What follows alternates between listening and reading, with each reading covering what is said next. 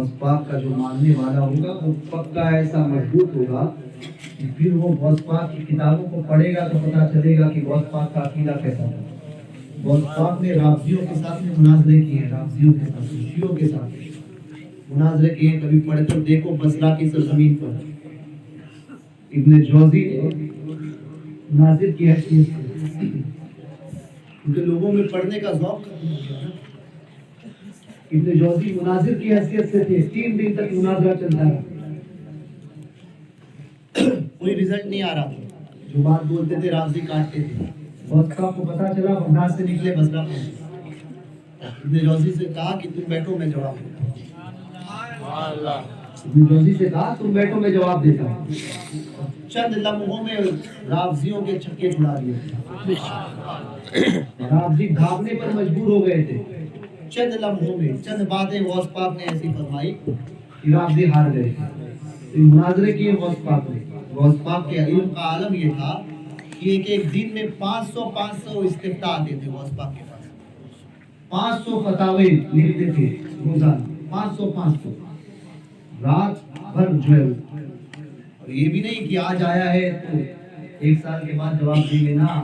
آج جو جواب آیا ہے, آج جو سوال آیا ہے, استفتاء آیا ہے, دوسرے دن اس کا جواب دیں. سبحان اللہ. یہ بھی کرامت ہے غوث پاک. یہ بھی خاصیت تھی کہ بیک وقت چاروں مذاہب پر, چاروں مذاہب پر ایک مذہب کا مفتی بننا لوہے کی چنی چبانا ہے. چاروں مذہب کا بیک وقت طوافے کے مسائل بھی حل کر رہے ہیں, احناف کے مسائل بھی حل کر رہے ہیں, مالکیوں کے مسائل بھی حل کر رہے ہیں, حنبلیوں کے مسائل بھی حل کر رہے ہیں. چاروں مذہب پر فتوے دے رہے ہیں. یہ تھا حضور غوث پاک کا. ایسے زبردست عالم تھے. امام عبداللہ یابئی تو لکھتے ہیں کہ بد مذہبوں پر شدید الغضب, بڑے سخت تھے. غوث پاک کا نام لیتے ہو, نیازیں کھاتے ہو, اور سوچو غوث پاک کی دیگیں پکاتے ہو, اور پھر رہتے ان کے ساتھ میں ہو جو غوث پاک کو برا کہتے ہیں, جو غوث پاک کے ولی ہونے کا, غوث پاک کے با اختیار ہونے کا انکار کرتے ہیں, ان کے ساتھ میں رہتے ہو, ان کے ساتھ میں رشتہ داریاں کرتے ہو. اب آپ خود سوچئے کیا منہ لے کر جاؤ گے غوث پاک کی بارگاہ. خود سوچئے, اپنا محاسبہ خود کرے. دیوبندی وہابیوں کے ساتھ میں رشتہ داریاں, یہ وہ, غوث پاک کو کیا منہ دکھاؤ گے.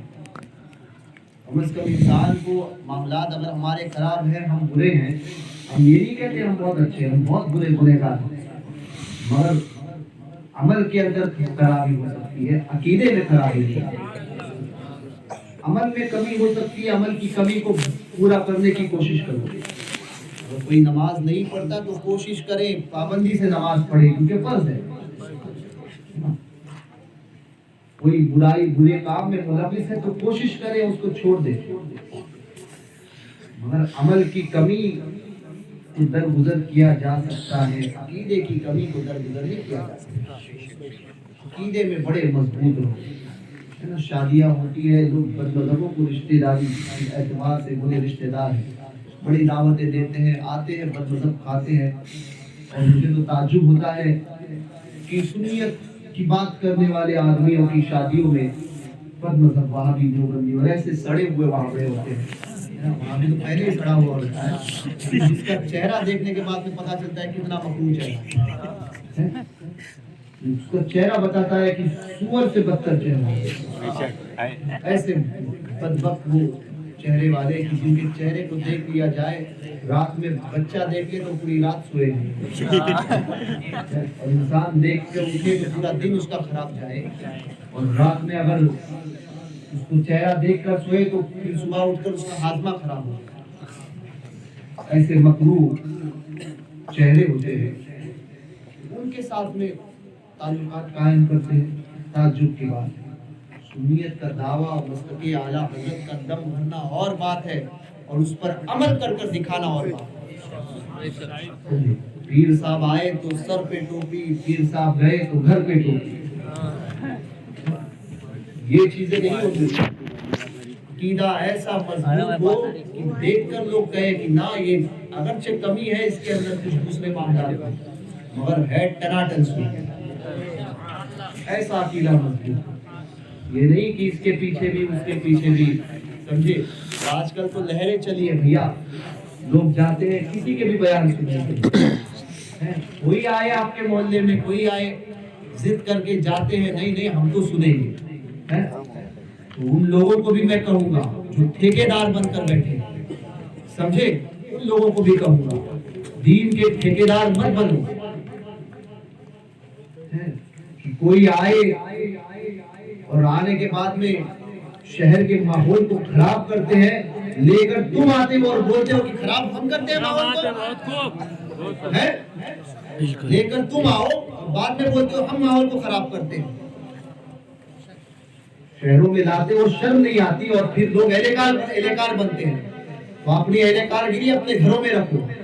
دین کے معاملے میں بولنے کو آؤ گے تو ہم ضرور کھڑے ہوں گے. سبحان اللہ. اس مسئلے میں اگر بولنے کو آؤ گے تو ہم ضرور کھڑے ہو جائیں گے. میرا اشارہ جس کو سمجھنا ہے وہ سمجھ لیا, اور اگر نہیں سمجھے تو پھر آؤ, 200-4 کے مقابلے میں ہم بات کرتے ہیں. سبحان اللہ. نعرہ تکبیر, اللہ اکبر, نعرہ رسالت, یا رسول اللہ, مسلک اعلی حضرت زندہ باد, باپو تیرے جان نثار, بے شمار بے شمار, باپو تیرے جان نثار, بے شمار بے شمار, زندہ باد. سمجھے, یہ تمنگری اور یہ چیزیں صرف اپنے گھر میں, اپنے محلے میں اور سیاست میں رکھو, دین کے معاملات میں مت لے کر آؤ. سمجھے, تم مستری کا کام کرتے ہو, ہم تمہارے مستری کام میں کبھی آتے بولنے کے لیے بھیا یہ بنا رہے ہو, ہم بھی بناتے ہیں. تم سیاست میں الیکشن میں کھڑے رہتے ہو تو ہم آتے ہیں کبھی بولنے کے لیے بھائی آج ہم بھی کارپوریٹر کا الیکشن لڑیں گے, نہیں بولتے نا. جب ہم تمہارے مسائل میں نہیں بولتے, تم دین کے مسائل میں مت بولنا. سبحان اللہ.